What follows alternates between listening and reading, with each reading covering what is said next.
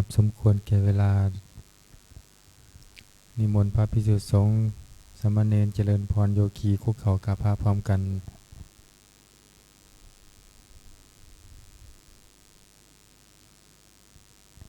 อัญชลีวันทา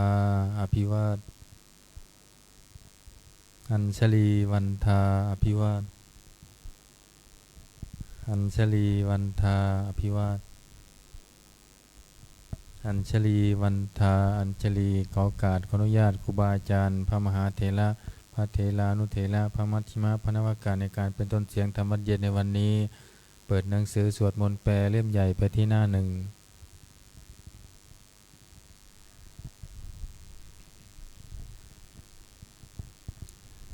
โยโสภะคะวาอะระหังสัมมาสัมพุทโธพระผู้มีพระภาคเจ้านั้นพระองค์ใดเป็นพระอรหันต์ดับเพลิงกิเลสเพลิงทุกข์สิ้นเชิงตรัสรู้ชอบได้โดยพระองค์เองสวากขาโตเยนะภะคะวะตาธัมโมพระธรรมเป็นธรรมอันพระผู้มีพระภาคเจ้าพระองค์ใดตรัสไว้ดีแล้วสุปฏิปันโนยัสสะภะคะวะโตสาวกสังโฆพระสงฆ์สาวกของพระผู้มีพระภาคเจ้าพระองค์ใดปฏิบัติดีแล้วธัมมายังภคะวันตังสะธัมมังสะสังฆังอิเมหิสกาเลหิยัตถาระหังอาโรปิเตหิอภิปูชยามาข้าพระเจ้าทั้งหลายขอบูชาอย่างยิ่งซึ่งพระผู้มีพระภาคเจ้าพระองค์นั้นพร้อมทั้งพระธรรมและพระสงฆ์ด้วยเครื่องสักการะทั้งหลายเหล่านี้ยกขึ้นตามสมควรแล้วสาธุโนพันเตภคะวาสุจิราปรินิพพุตโตปิข้าแต่พระองค์ผู้เจริญแม้ปรินิพพานนานแล้วทรงสร้างคุณอันสำเร็จประโยชน์ไว้แก่ข้าพระเจ้าทั้งหลายปัจฉิมาชนะตานุกรรมปมานาสาทรงมีพระหฤทัยอนุเคราะห์แก่พวกข้าพระเจ้าอันเป็นชนรุ่นหลังอิเมสการเรทุกขตะปัมนาการะภูเทปฏิคันหาตุขอพระผู้มีพระภาคเจ้าจงรับเครื่องสักการะอันเป็นบรรณาการของคนยากทั้งหลายเหล่านี้อัมหากังทีคารตังหิตายาสุขายาเพื่อประโยชน์และความสุขแก่ข้าพระเจ้าทั้งหลายตลอดกาลและนานเทอญอะระหังสัมมาสัมพุทโธภคะวาพระผู้มีพระภาคเจ้าเป็นพระอรหันต์ดับเพลิงกิเลสเพลิงทุกข์สิ้นเชิงตรัสรู้ชอบได้โดยพระองค์เองพุทธังภคะวันตังอภิวาเทมิ ข้าพระเจ้าอภิวาทพระผู้มีพระภาคเจ้าผู้รู้ผู้ตื่นผู้เบิกบานสวากขาโตภควตาธัมโมพระธรรมเป็นธรรมที่พระผู้มีพระภาคเจ้าตรัสไว้ดีแล้วธัมมังนามัสสามิข้าพระเจ้านามัสการพระธรรมสุปฏิปันโนภะคะวะโตสาวกสังโฆพระสงฆ์สาวกของพระผู้มีพระภาคเจ้าปฏิบัติดีแล้วสังฆังนามามิข้าพระเจ้านอบน้อมพระสงฆ์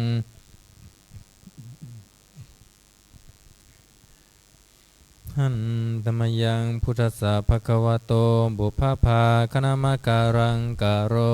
มาเสนะโมตัสสะภะคะวะโตขอนอบน้อมแด่พระผู้มีพระภาคเจ้าพระองค์นั้นอะระหะโตซึ่งเป็นผู้ไกลจากกิเลสสัมมาสัมพุทธัสสะตรัสรู้ชอบได้โดยพระองค์เองนะโมตัสสะภะคะวะโตขอนอบน้อมแด่พระผู้มีพระภาคเจ้าพระองค์นั้นอะระหะโตซึ่งเป็นผู้ไกลจากกิเลสสัมมาสัมพุทธัสสะตรัสรู้ชอบได้โดยพระองค์เองนะโมตัสสะภะคะวะโตขอนอบน้อมแด่พระผู้มีพระภาคเจ้าพระองค์นั้นอะระหะโตซึ่งเป็นผู้ไกลจากกิเลสสัมมาสัมพุทธัสสะตรัสรู้ชอบได้โดยพระองค์เองเปิดหนังสือไปที่หน้า19ธรรมวัดเย็น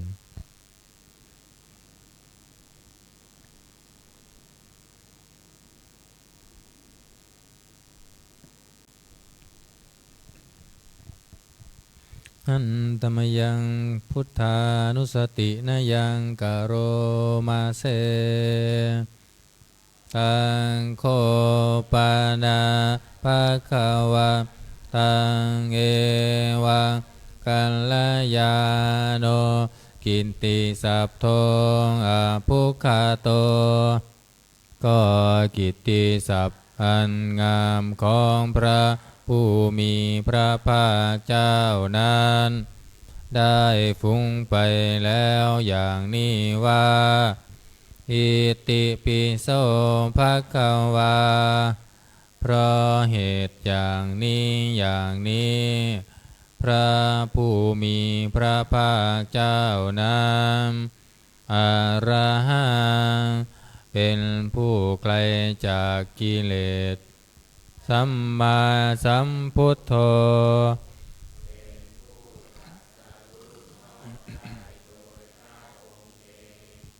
วิชาจารณสัมปันโนเป็นผู้ถึงพร้อมด้วยวิชาและจารณะสุขโตเป็นผู้ไปแล้วด้วยดีโลกวิทูเป็นผู้รู้โลกอย่างแจ่มแจ้งอนุตตโรปุริสัทธัมมาสารถิเป็นผู้สามารถฝึกบุรุษที่สมควรฝึกได้อย่างไม่มีใครยิ่งกว่า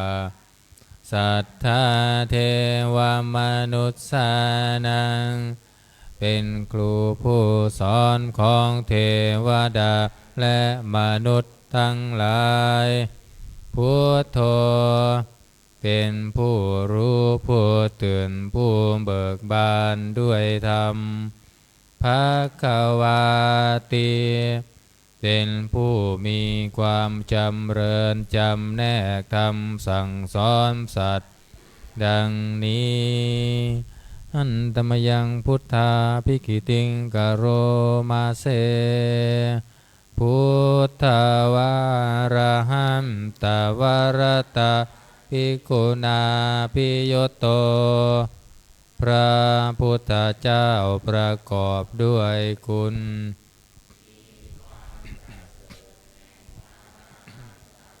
เป็นต้นสุนทาพิยานการุณาหิสามาคตโตพระองค์อันประกอบด้วยพระญาณและพระกรุณาอันบริสุทธิ์โพเทสิโยสุชนะตังกามรังวาสุโรพระองค์ใดทรงกระทำชนที่ดีให้เบิกบาน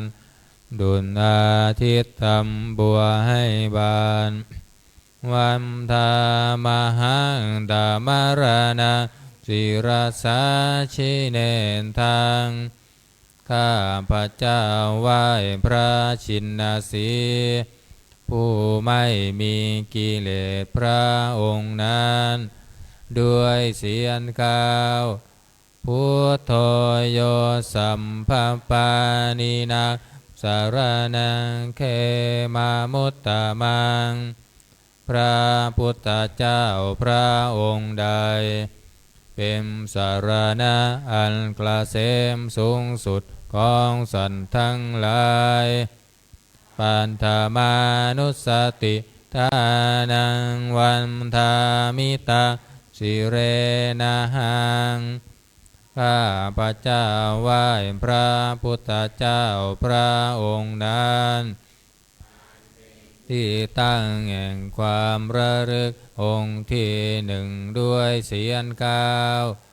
พุทธัสสะหัสสมิทาโสวะพุทโธเมสามิกิสโรข้าพระเจ้าเป็นทาสของพระพุทธเจ้าพระพุทธเจ้าเป็นนายมีอิสระเหนือข้าพระเจ้าพุทโธทุกขัสสะคาตาจาวิทาตาจาหิตัสสะเมพระพุทธเจ้าเป็นเครื่องกำจัดทุกข์และทรงไว้ซึ่งประโยชน์แก่ข้าพระเจ้าพุทธัสสะหังนิยาเทมิสรีรัมชีวิตตัมจิตังข้าพระเจ้ามอบกายถวายชีวิตนี้แด่พระพุทธเจ้าวันทันโตหังจาริสามิพุทธัสเสวะสุโพธิตังข้าพระเจ้าผู้ไหวอยู่จักประพฤติตามซึ่งความตรัสรู้ดีของพระพุทธเจ้านัตติเมสารนังอัญญาพุทโธเมสารนังวรังของข้าพระเจ้าไม่มีพระพุทธเจ้าเป็นสารณะอันประเสริฐของข้าพระเจ้าเอเตนะสัมจวัชเชนะวัตเตยะสัตถุสาสเนด้วยการกล่าวคำสัตย์นี้ข้าพระเจ้าพึงเจริญในพระศาสนาของพระศาสดาพุทธังเมวัมธรรมาเนนะยังปุญญังปัสสุตังอิทาข้าพระเจ้าผู้ไหวอยู่ซึ่งพระพุทธเจ้า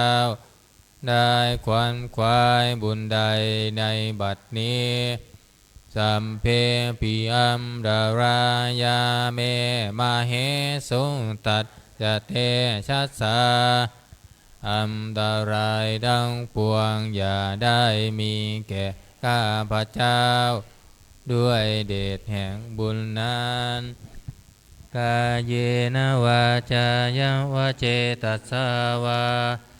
ด้วยกายก็ดีด้วยวาจาก็ดีด้วยใจก็ดีพุทเทกุกัมมังปะกตังมายายังกรรมนาติเตียนอันใดที่ข้าพระเจ้ากระทำแล้วในพระพุทธเจ้าพุทโธปฏิคันหาตัวจยันตังจงงดซึ่งโทษล่วงเกินอันนั้นการันตะเรสังวริตุงวาพุทเทเพื่อการสำรวมระวังในพระพุทธเจ้าในการต่อไปอันตมยังธรรมานุสตินายังกโรมาเส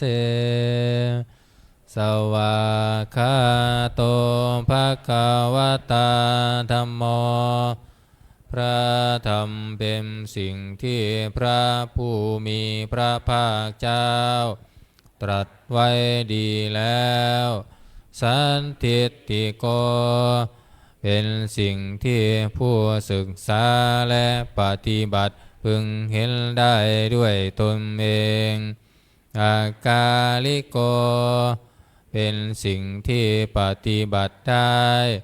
และให้ผลได้ไม่จำกัดการเอหิปัสสิโก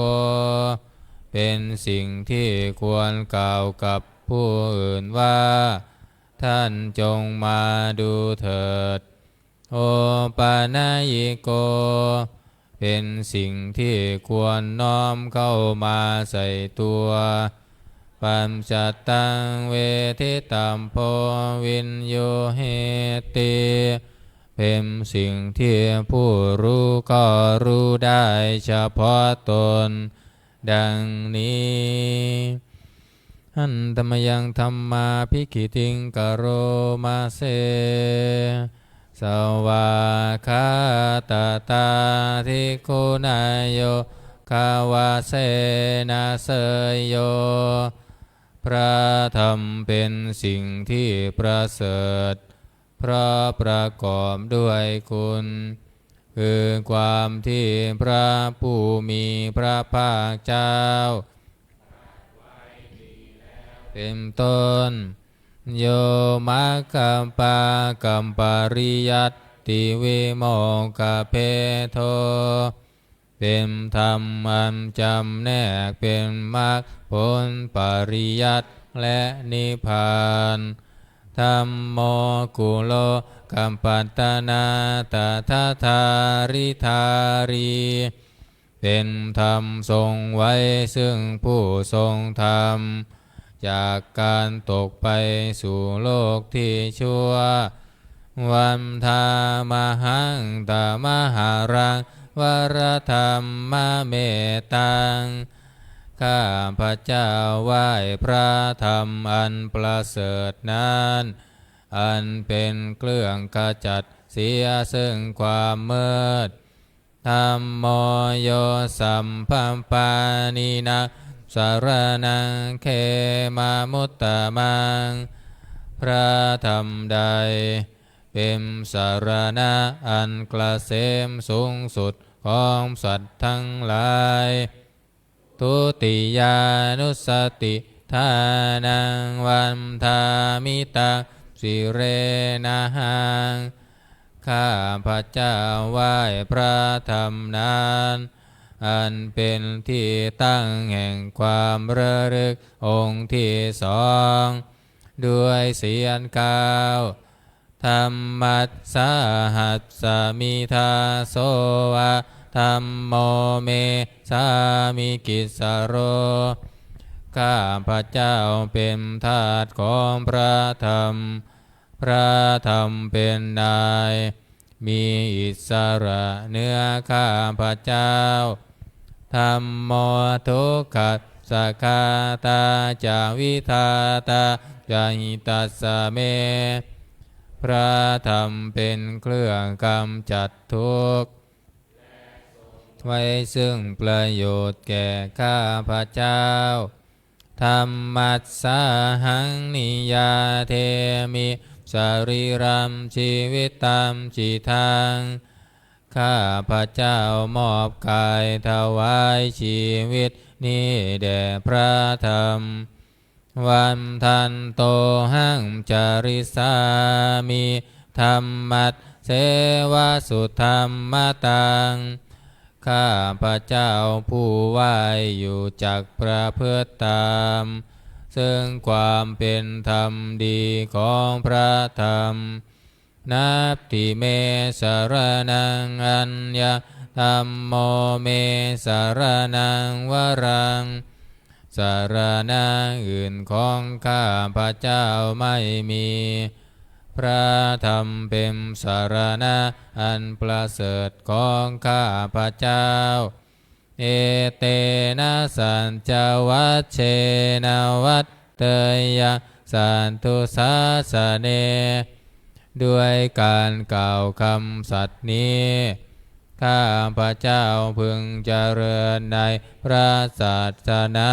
ของพระศาสดาเม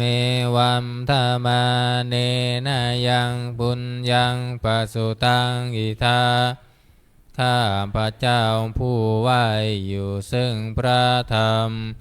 ได้ขวนขวายบุญใดในบัดนี้สัมเพปิอัมดารายาเมมาเหสุงตัดจะเตชัสสาอันตรายทั้งปวงอย่าได้มีแก่ข้าพเจ้าด้วยเดชแห่งบุญนั้นกายเยนะวาจายวเจตัสสาวาด้วยกายก็ดีด้วยวาจาก็ดีด้วยใจก็ดีธัมเมกุกัมมังปะกตังมายายังกรรมหน้าติเตียนลันใดที่ข้าพเจ้ากระทำแล้วในพระธรรมธัมโมปฏิคันหาตัวชยันตังขอพระธรรมจงงดซึ่งโทษล่วงเกินนั้นการันตะเรสังวริตุงวธรรมเมเพื่อการสำรวมระวังในพระธรรมในการต่อไป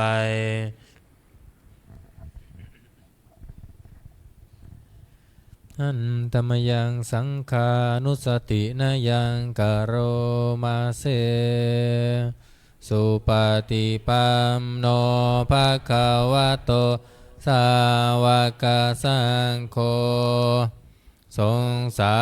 วกของพระผู้มีพระภาคเจ้า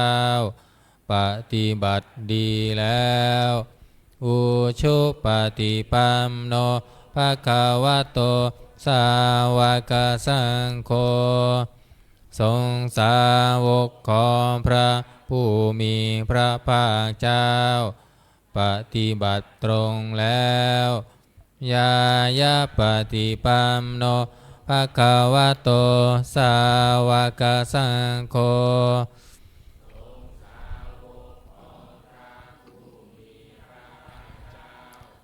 ปฏิบัติเพื่อรู้ธรรมเป็นเครื่องออกจากทุกข์แล้วสามิจิปฏิปัมโนภะคะวะโตสาวกสังโฆสงฆ์สาวกของพระผู้มีพระภาคเจ้าปฏิบัติสมควรแล้วยะทิทางเหล่านี้คือจัตตาริปุริสายุคานิอัตถปุริสปุคลาคู่แห่งบุรุษสี่คู่นับเรียงตัวบุรุษได้8บุรุษเอสะภะคะวะโตสาวกสังโฆนั่นแหละสงฆ์สาวกของพระผู้มีพระภาคเจ้า อาหุเนยโยเป็นสมควรแก่สักการะที่เขานำมาบูชาปาหุเนยโยเป็นสมควรแก่สักการะที่เขาจัดไว้ต้อนรับทักขิเนยโยเป็นผู้ควรรับทักษิณาทานอัมชารีการณิโยเป็นผู้ที่บุคคลทั่วไปควรทำอัมชารีอนุตตรังปุญญักเกตังโลกัสสาติเป็นเนื้อนาบุญของโลกไม่มีนาบุญอื่นยิ่งกว่าดังนี้อันธรรมยังสังฆาภิกิติงกโรมาเสสัทธรรมโชสุปฏิปัตติคุณาภิยุตโตพระสงฆ์ที่เกิดโดยพระสัทธรรมประกอบด้วยคุณมีความปฏิบัติดีเป็นต้นโยทัพพิโทอริยบุคคลสังฆเสโทเป็นหมู่แห่งพระอริยบุคคลอันประเสริฐ8จำพวกศิราทิธรรมปวาราสยกายจิตโต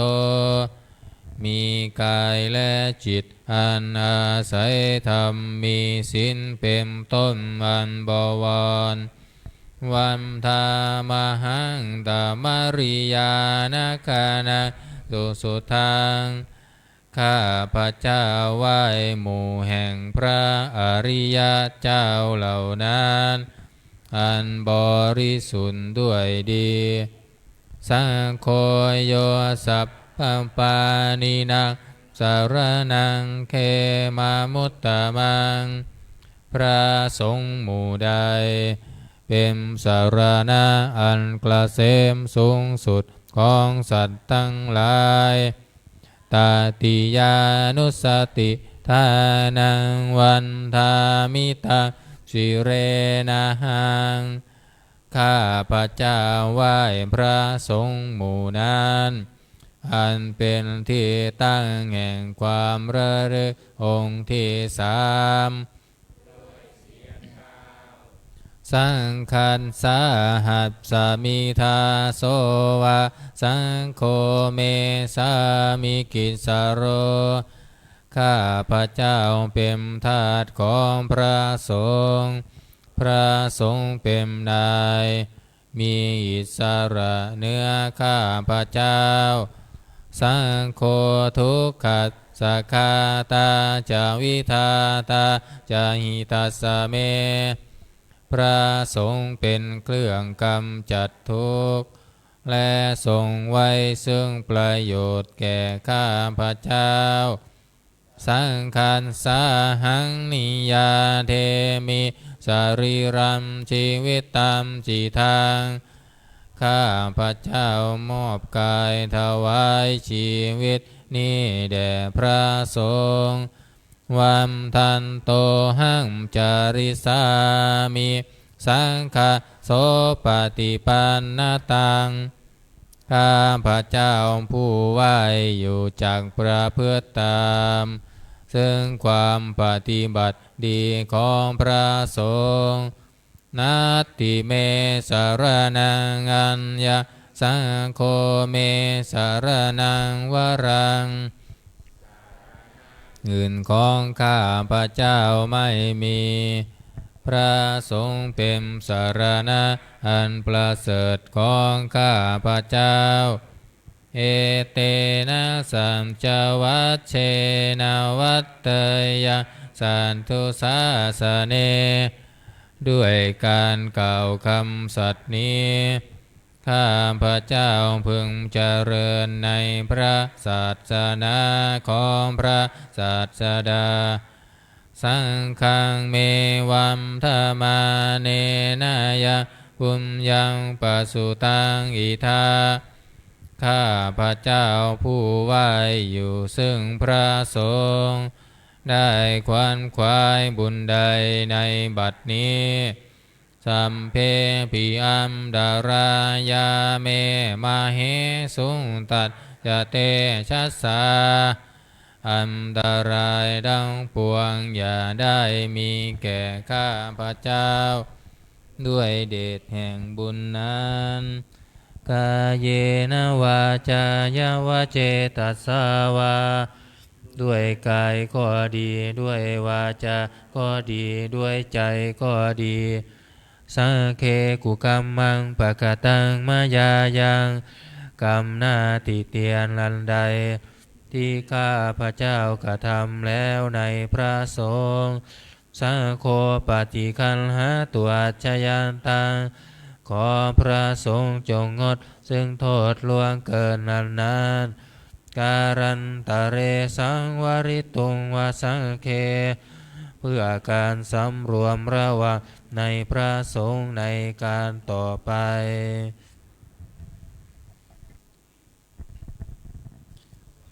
เปิดหนังสือไปที่หน้า38นะโอวาทปาติโมกข์หน้า38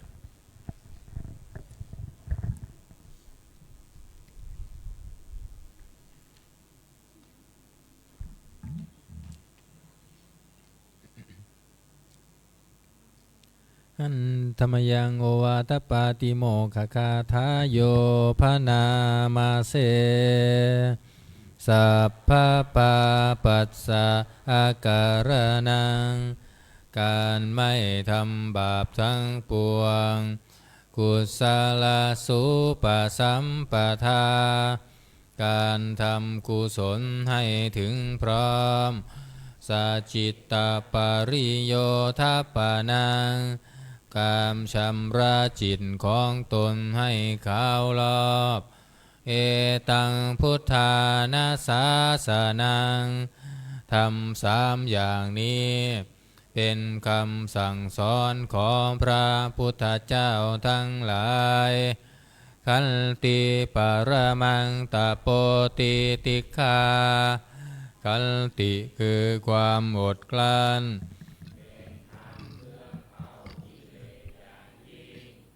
นิพพานังปรมังวทันติพุทธาผู้รู้ทั้งหลายกล่าวพระนิพพานว่าเป็นธรรมอันยิ่งนะหิปภาชิโตปรูปคาติผู้กำจัดสัตว์อื่นอยู่ไม่ชื่อว่าเป็นบรรพชิตเลยสัมโนโหติปรังวิเหทยันโตผู้ทำสัตว์อื่นให้ลำบากอยู่ไม่ชื่อว่าเป็นสมณะเลยอนุปวาโทอนุปคาโตการไม่พูดพร้ายการไม่ทำร้ายปาติโมกเขจะสังวโรการสำรวมในปาติโมกข์มัตตัญยุตตาจะพัตตัญสมิงความเป็นผู้รู้ประมาณในการบริโภคปันตัมจะสยนาสนังการนอนการนั่งในที่อันสงัดจิตเตจะอายโยโคความหมั่นประกอบในการทำจิตให้ยิ่งเอตังพุทธานาสาสนังทำ6อย่างนี้เป็นคำสั่งสอนของพระพุทธเจ้าทั้งหลายเปิดมาหน้า27หันธรรมยังอติตาปัจเจเวคขณาปาทังพนามาเส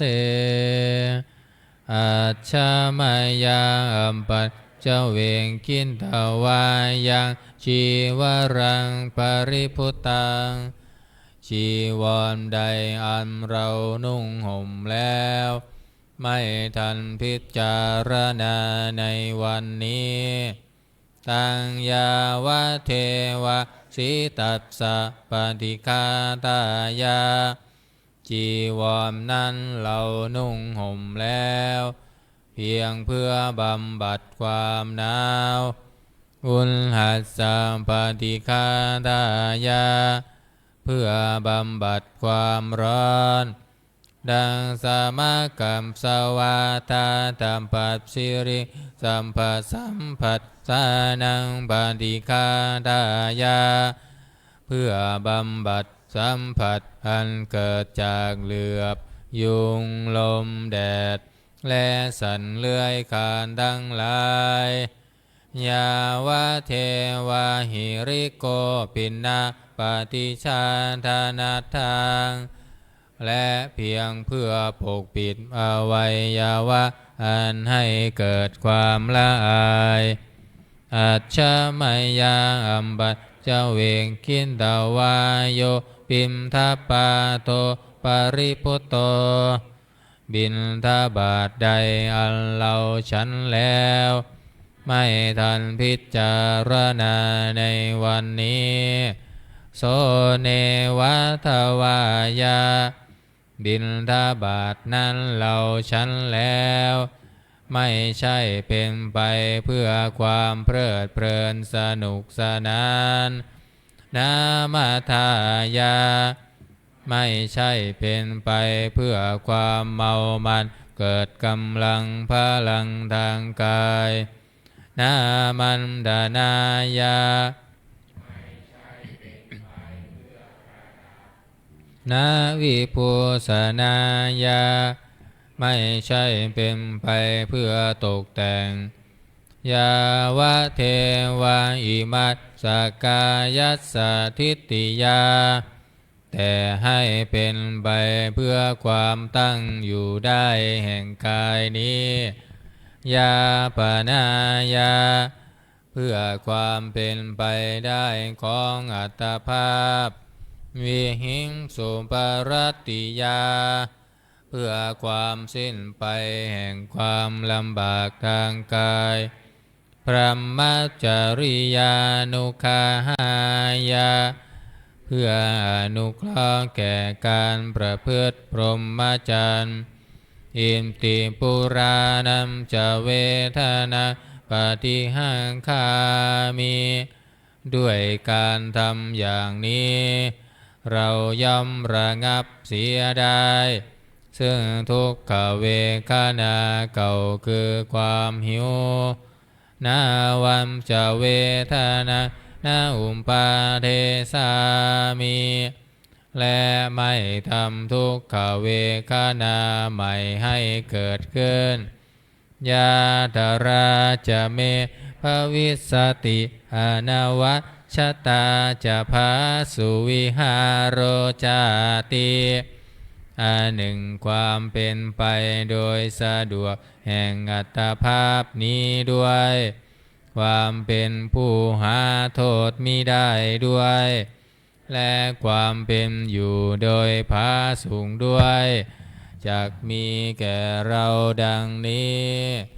อัจฉมยาอัมบัมเจ้าเวงคินตาวายะเสนาสนะปริพุตตังเสนาสนะใดเราใช้สอยแล้ว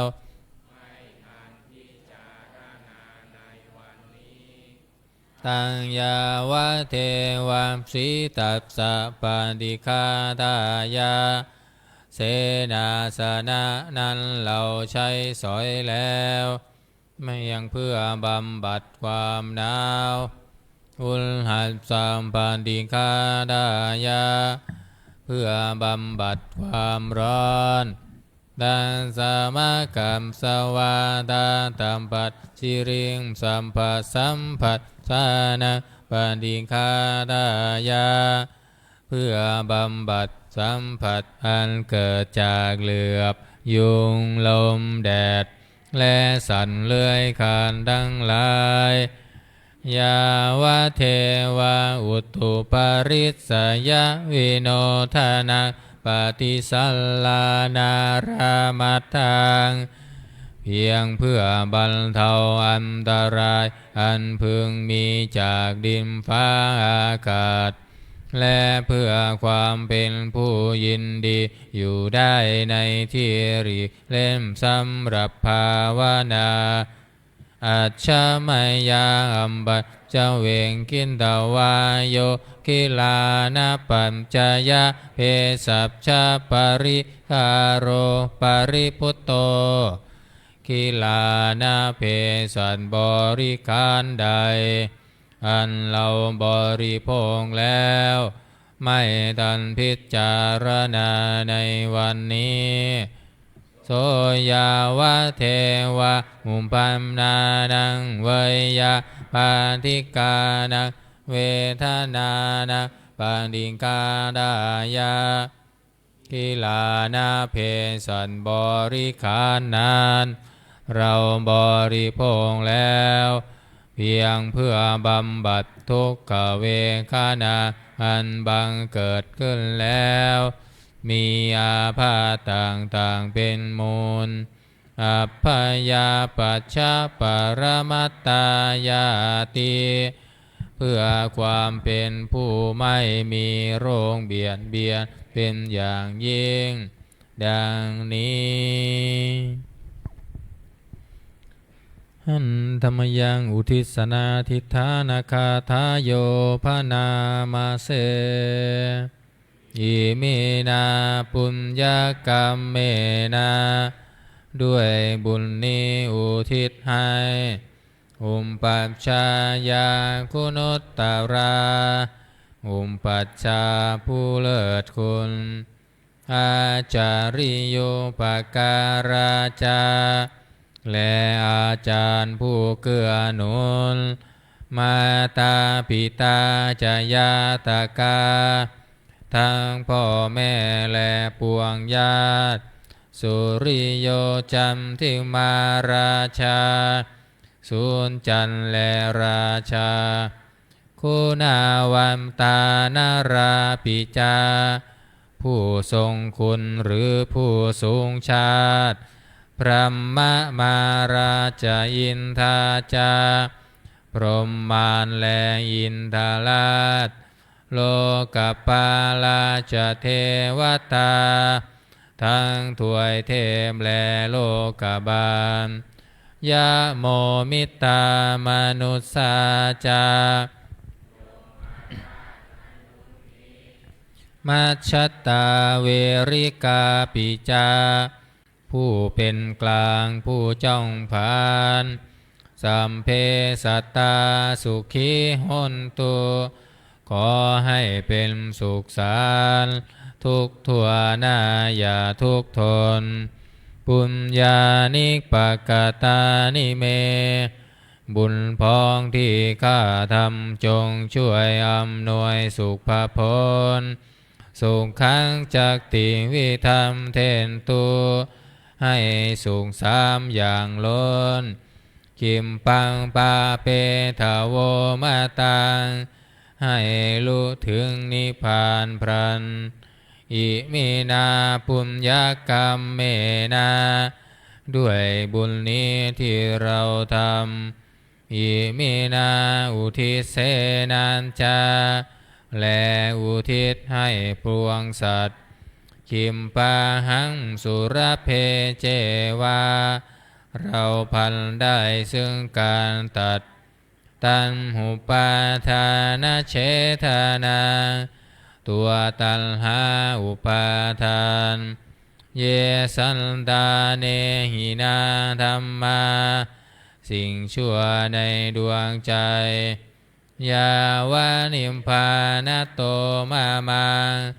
กว่าเราจะถึงนิพพานนับสัมตุสัมพันธาเยวามาลายสิ้นจากสันดานชาโตภาเวภาเวทุกภพที่เราเกิดอุชุจิตตังสติปัญญา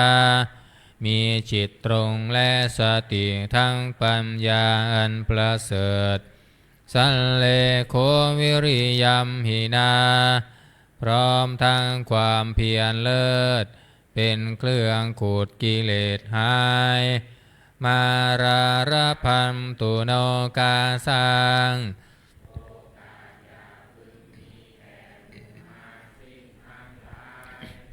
กาจุมจาวิริเยสุเมเป็นช่องประทุษลายทำลายล้างความเพียรจมพุทธาธิปาวโรนาโทพระพุทธผู้บวรนาถธัมโมนาโทวรุตตโมพระธรรมที่พึงอุดมนาโทปัจเจกพุทโธจาพระปัจเจ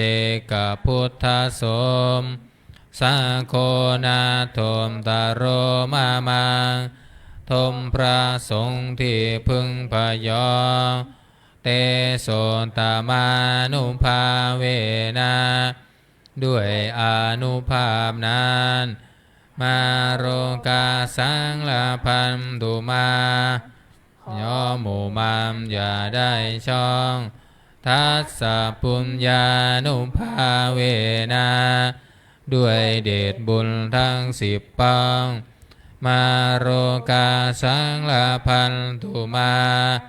อย่าเปิดโอกาสแก่มันเถิดอันนี้สวดถวายพรพระนะเปิดหนังสือมนต์พิธีเล่มเหลืองไปที่หน้า51นะ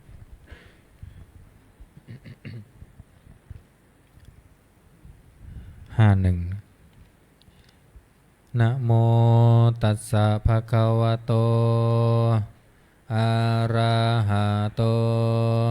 สัมมาสัมพุทธัสสะนะโมตัสสะภะคะวะโตอะระหะโตสัมมาสัมพุทธัสสะนะโมตัสสะภะคะวะโตอะระหะโตสัมมาสัมพุทธัสสะพุทธังสรณังคัมฉามิธัมมังสรณังคัมฉามิสังฆังสรณังคัมฉามิทุติยัมปิพุทธังสรณังคัมฉามิทุติยัมปิธัมมังสรณังคัมฉามิทุติยัมปิสังฆังสรณังคัมฉามิตติยัมปิพุทธังสรณังคัมฉา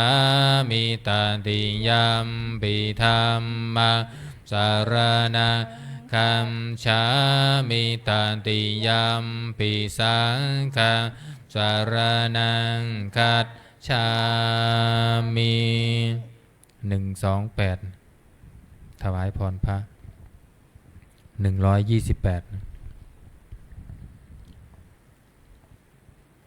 อิติปิโสภะคะวาอะระหังสัมมาสัมพุทโธวิชาจารณสัมปันโนสุขโตโลกวิทูอนุตตโรปุริสัทธมมาสารันติสัทธาเทวมนุษย์สานังพุทโธภคะวาติสวาคาโตภคะวตาธัมโมสันทิติโกอากาลิโกเอหิปัสสิโกโอปานายิโกปัจจัมตังเวทิตาโพวินโยเหติสุปฏิปันโนภคะวะโตสาวกสังโฆอุจจุปฏิปันโนภคะวะโตส สาวกสังโฆญายาปฏิปันโนภะคะวะโตสาวกสังโฆสามีจิปฏิปันโนภะคะวะโตสาวกสังโฆยะทิทาจัตตาริปุริสายุคานิอัตถามปุริสาปุคาลาเอสัมภะคะวะโตสาวกสังโฆอาหุเนยโยปาหุเนยโยทักขิเนยโยอัมชริกรณิโยอนุตตรังปุญญเกตังโลกัสสาติพาหุงสหสมาพินิมิตาสาวุธรรมตังคีเมคารังอุทิตาโครัสเสนมารังทานาทิธรรมมาวิตินาชิตาวามุนินโทตัมเตชัสสาภาวันตุเตชัยยามังคารานิมาราติเรกามาพิโยชินตาสัมภารัมติงโคลัมปนาลาวกามากามัตถัตตายักขังขันติสุทันตาวิธินาชิตตาวามุนิโทตัมเตจัสสาภาวันตุเตชัยยามกรานินาราคิริกัญชาวารังอติมาตตาภูตังทาวันกิจังกัมมัสสนิวาสุธารุนัมตังเมตตามภูเสกวิธินาชิตตาวามุนิมโทตุเตชัยยามังกรานิองคิตตะขันคามาติหัตทาสุธารุนัมตังทาวันติโยชนะปะทังคุลิมาละวัมตังอิทิพิสังคตมโนชิตตาวามุนิมโทตัมเตชัมสาภาวันตุเตชัยยามกรานิกันตวานากาธามุทารังอิวาคัมพินิยาจิมจายาทุทาวัจจนะชนกายามันเชสันเตนะโสมาวิธินาชิตตาวามุนิมโทตัมเตชัสสาภาวันตุเตชัยยามกรานิสันจังวิหายามันติสัจจังกวาทะเกตุงวาทาพิโรปิตามานังอติอัตถะภูตังปัมยาปฏิปัจฉาลิโตชิตตาวามุนิมโทตัมเตชัสสาภาวันตุเตชัยยามกรานินันโทปานันตามพุญชาคังวิพุนทางมาหิทิงปุนเตระเทระพุทธเคนาธมาปยัมโตอินทุปเทสวิตินาจิตตวามุนิมโทตัมเตชัสสาภาวันตุเตชัยยามังคารานิทุงคาอัตถิติปุชเกนะสุทาทาหะทังพระมังติจุติเมพิภกาพิธานาญาณาคเทนาวิตินา จิตตวามุนินโทตัมเตจัสสาภวันตุเตชัยยามะการานิเอตาปิปุตตชัยยามังคาลาตักขาทายโยวาจโนทินาทิเนสารเตมตัมทิหิตวานะเนกวิวิธานิจุมปัตทวานิโมขังสุขังอธิคเมยยะนาโรสัพปัญโยหน้า48คาถาหวานทรายหน้า48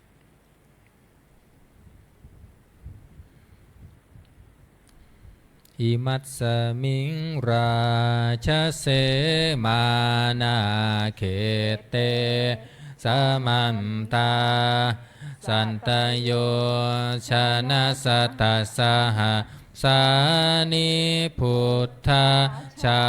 รปริเกเตรักขันตุสุรักขันตุอิมัสสมิราชเสมานาเข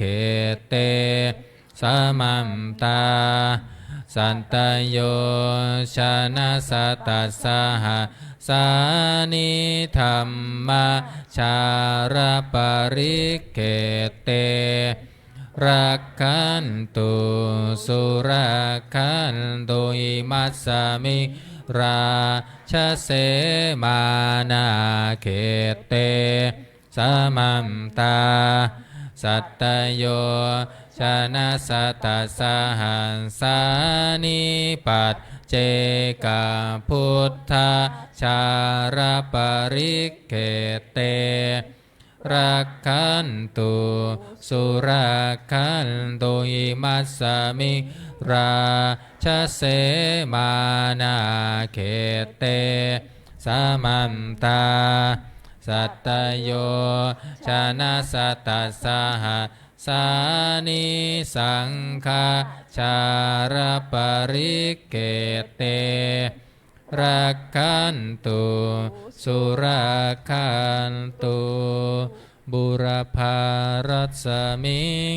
พระพุทธคุณาบุรพารัสมิงพระธรรมเมตตังบุรพารัสมิงพระสังฆานังทุกขโรภัคคยังวิวันชัยเยสัพพทุกข์สัพพโศกสัพพโรคสัพพภัยสัพพเคราะห์เสนียดจำไลวิวัมชัยเยสัพพทานังสัพพาราพังภาวันตุเมรักขันตุสุรักขันตุอาคาเนรัสมิพระพุทธคุณาอาคาเนรัสมิงพระธรรมเมตตังอาคาเนรัสมิงพระสังฆานังทุกขโรภัคคยังวิวันชัยเยสัพพทุกข์สัพพโศกสัพพโรคสัพพภัยสัพพเคราะห์เสนียดจำไรวิวัมชัยเยสัพพะทะนังสัพพะลาภังภาวันตุเมรักขันตุสุรักขันตุทักษิมรัสมิงพระพุทธคุณาทักษิมรัสมิงพระธรรมเมตตังทักษิมรัสมิงพระสังฆานังทุกขโรภัคคยังวิวัมชัยเยสัมปทุกข์สัพพโสมสัพพโรคสัพพภัยสัพพเคราะห์เสนียดจำไรวิวัมชัยเยสัพพทานังสัมภาลาพังภาวันตุเม ราคันตุสุราคันตุหรดีรัสมิงพระพุทธคุณาหรดีรัสมิงพระธรรมเมตตังหรดีรัสมิงพระสังฆา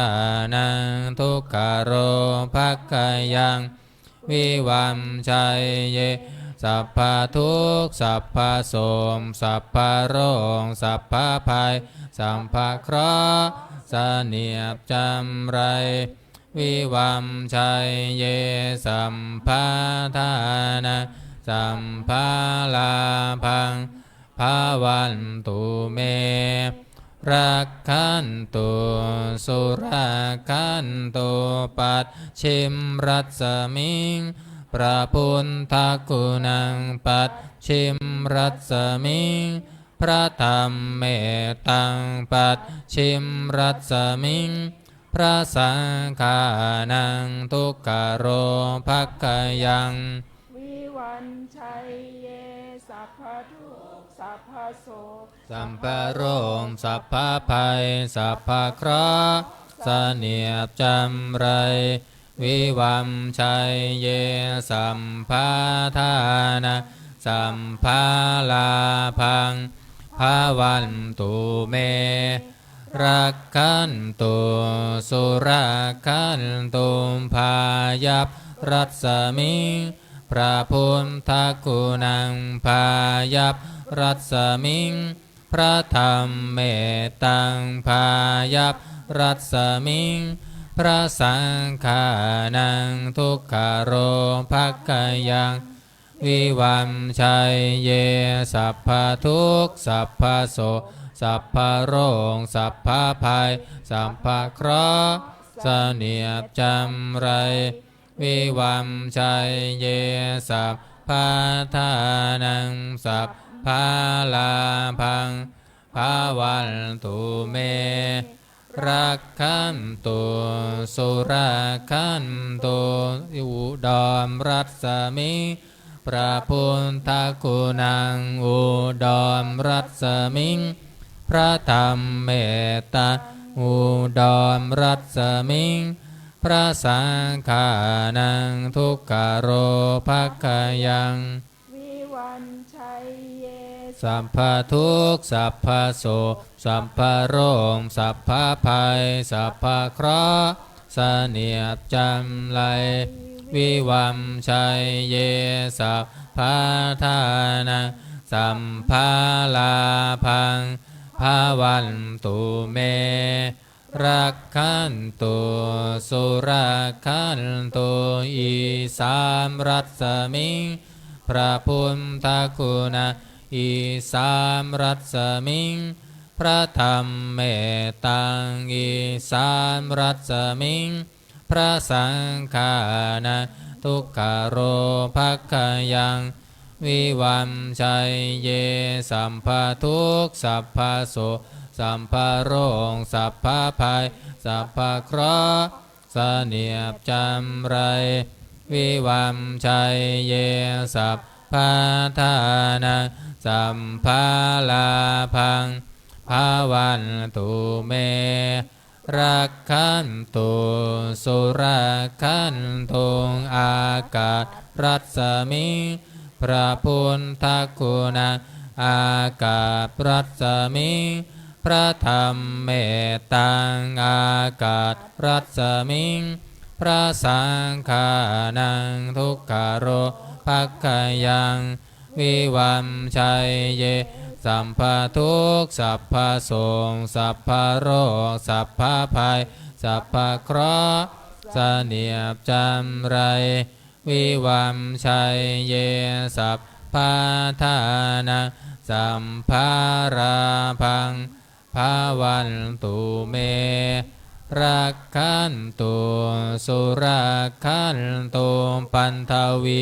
รัสมิงพระพุทธคุณังปันทวิรัสมิงพระธรรมเมตตังปันทวิรัสมิงพระสังฆานังทุกขโรภักขยังว วิวันชัยเยสัมภทุกข์สัพพโสสัมภโรคสัพพภัยสัมภเคราะห์เสนียดจำไรนิวันชัยเยสัพพะทา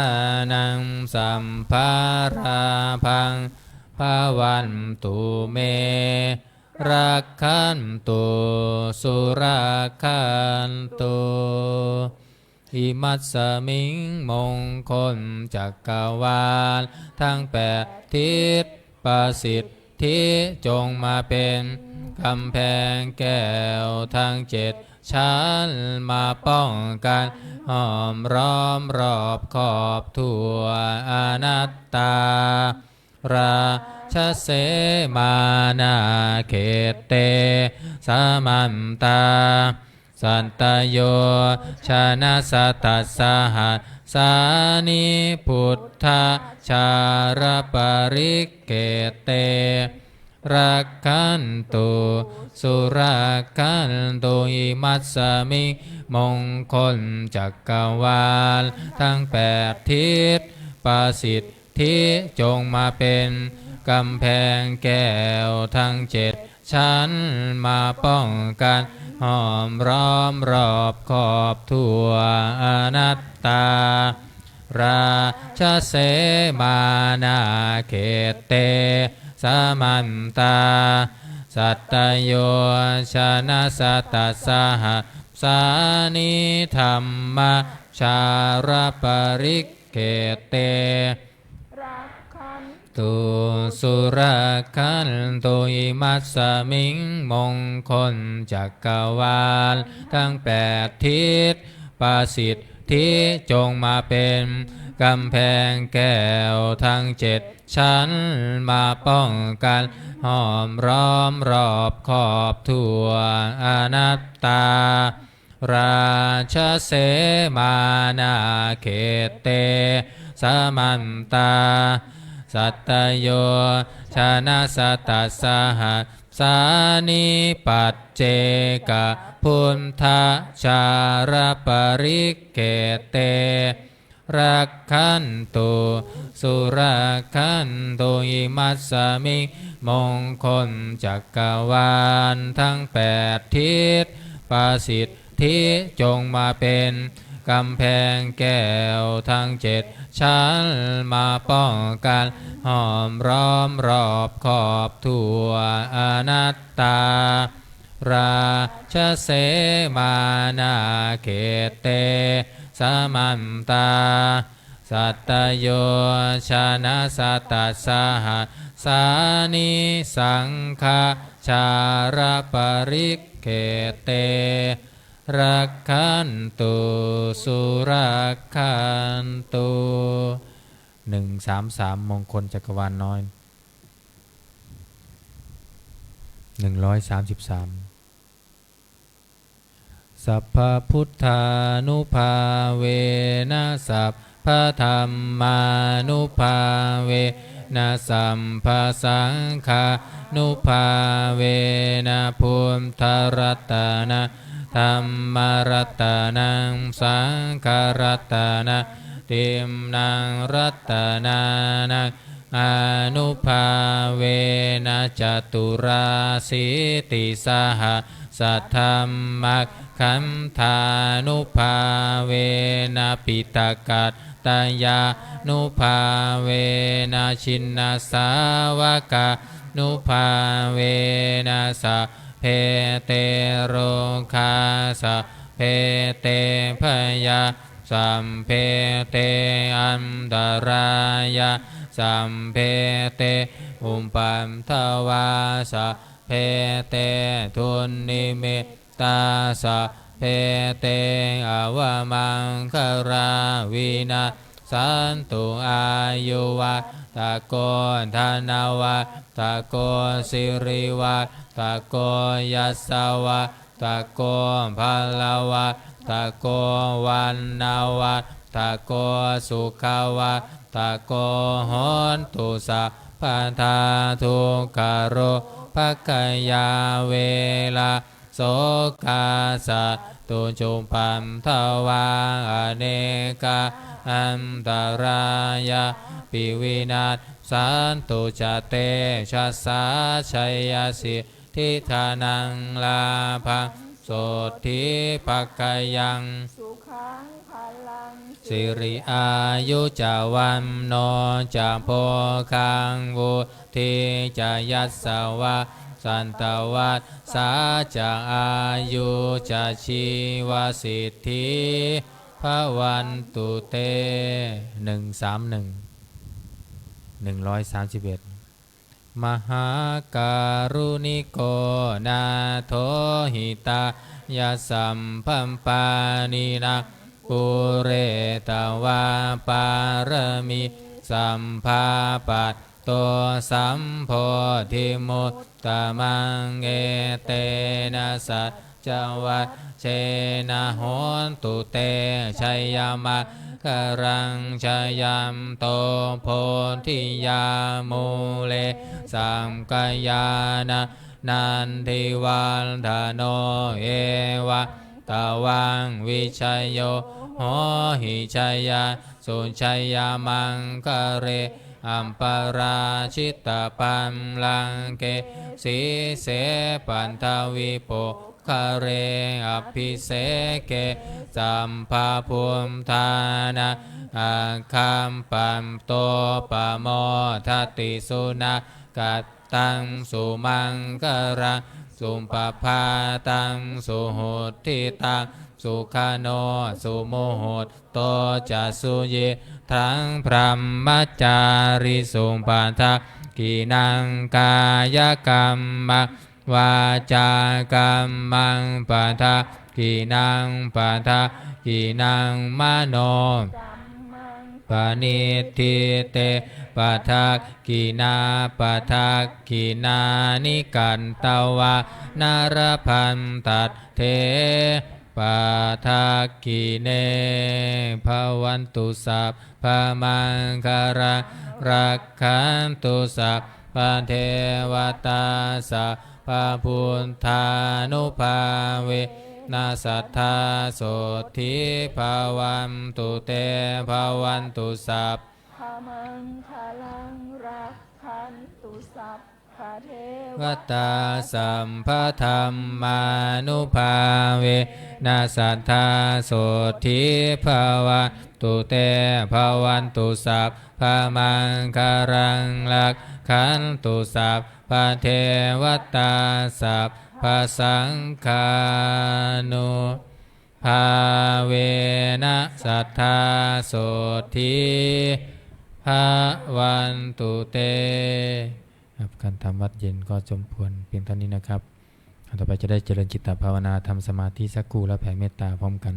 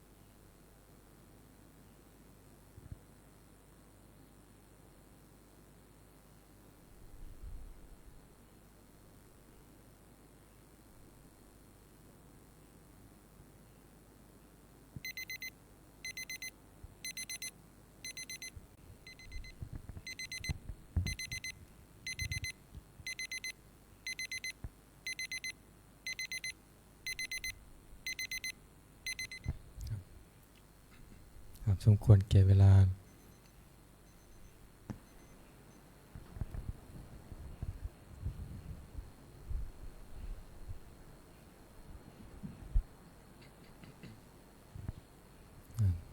บทน้ำแผ่เมตตาพร้อมกัน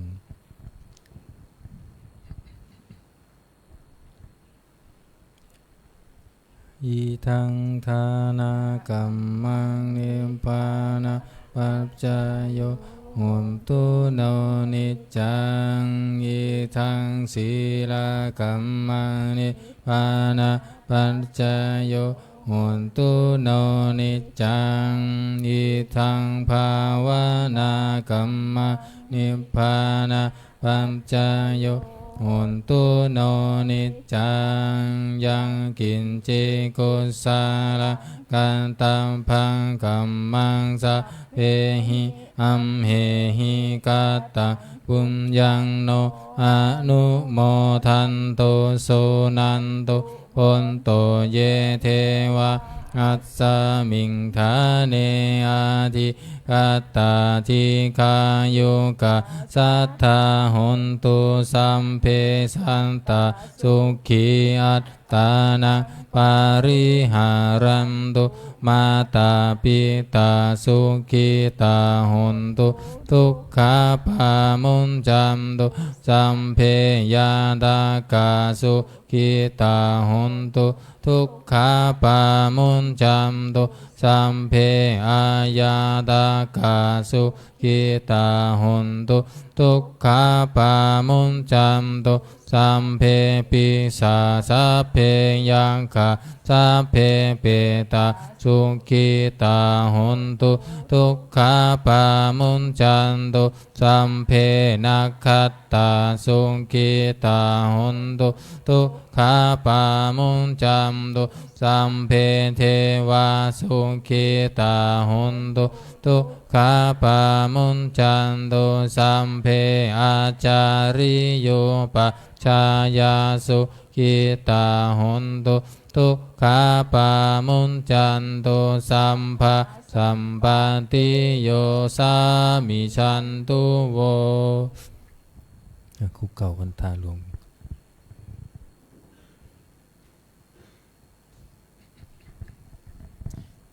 วันทา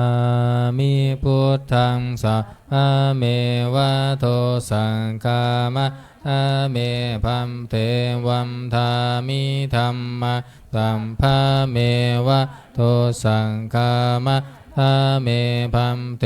วัมทามิสังฆังสัพพะเมวะโตสังฆามะทาเมพัมเทวัมทามิคารุงอุมปชายาจาริเยสัพพะเมวะโตสังฆามะทาเมพัมเทวัมทามิกัมมัฏฐานังสัพพะเมวะโตสังฆามะทาเมพัมเทวัมทามิอาราเมปันทะสีมังสัมภะเมวะโตสังฆามะทาเมพัมเทวัมทามิเจติยาสัมพังสัมพันธาเนสุปฏิทิตาสารีระธาตุมหาโพธิพุทธารูปังสักกาลังสัทธานาคาโลเกเทวะโลเกพระมะโลเกชัมบุทิเปลังกาทิเปสารีระธาตุโยเกสาธาตุโยอะระหันตาธาตุโยเจติยังคันธาคุทิจัตุราสิติสะหัสเสธัมมะคันเทสัพเพสัมปะทะเจติยังอะหังวันทามิสัมภาโสอัญชลีวันทาอภิวาทอัญชลีวันทาอภิวาทอัญชลีวันทาอภิวาทอัญชลีวันทาอัญชลีก้มหมอบวันทาน้อย สาธุวันทามิพันเตสัพพะอัปปาราทังคามะทะเมพันเตมยากาตังปุญญาสามินาอนุโมทิตาภังสามินากาตังปุญญาไมหังทาตาภังสาธุสาธุอนุโมทากับลาพระรัตนตรัยอะระหังสัมมาสัมพุทโธภะคะวา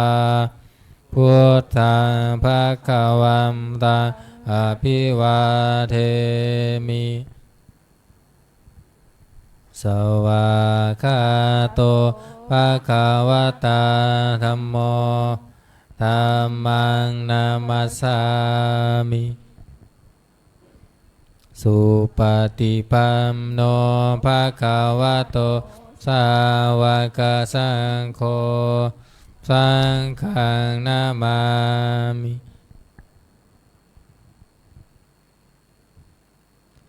นิมนต์พระภิกษุสงฆ์ภิกษุณีคุกเข่ากราบพระมหาเถระพระอาจารย์อัญชัยประภากโลพร้อมกันแม่ชีโยคีกราบทีหลังอัญชลีวันทาอภิวาทอัญชลีวันทาอภิวาทอัญชลีวันทาอภิวาทอัญชลีวันทาอัญชลีขอเชิญแม่ชีโยคีทุกท่านกราบพระมหาเถระพระอาจารย์อัญชัยประภากโรพร้อมกันค่ะอัญชลีวันทาอภิวาทอัญชลีวันทาอภิวาทอัญชลีวันทาอภิวาทอัญชลีวันทาอัญชลีสาธุจตารโอธรรมาวัฏันติอายุวโนสุขังภะลังสาธุสาธุสาธุโยคีวัสนาด้วยนะครับ